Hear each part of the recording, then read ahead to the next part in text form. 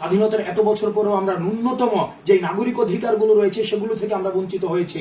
আজকে আমাদের যে আন্দোলনটি হচ্ছে, এই আন্দোলনে আমাদের শুধুমাত্র দুইটি পরিচয়, একটি হচ্ছে আমরা যারা নির্যাতিত হয়েছি এবং আরেকটি পক্ষ হচ্ছে নিপীড়ক। সুতরাং আগামীকাল যারা লং মার্চে ঢাকায় আসতে পারবেন না, আপনাদের দায়িত্ব থাকবে আপনাদের পার্শ্ববর্তী যারা সংখ্যালঘু রয়েছে তাদেরকে নিরাপত্তা দেওয়া, যাতে করে আজকে কোনো রাষ্ট্রীয় কায়দায় সংখ্যালঘুদের উপরে নির্যাতন করে সেটির দায়ভার ছাত্র জনতার উপরে না চাপাতে পারে।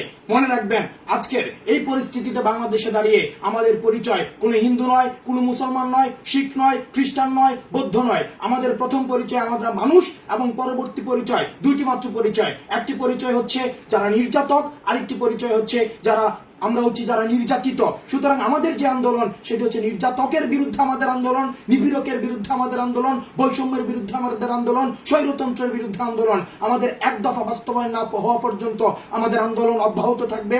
এবং আপনারা নিশ্চিত করবেন আগামীকাল লং মার্চে আমরা ঢাকায় এসে আমাদের বিজয় সন্নিকটে রয়েছে এবং সেই বিজয় ছাত্র জনতার যে গণ অভ্যুত্থান প্রতিষ্ঠিত হয়েছে সেটিকে আমরা নিশ্চিত করবই।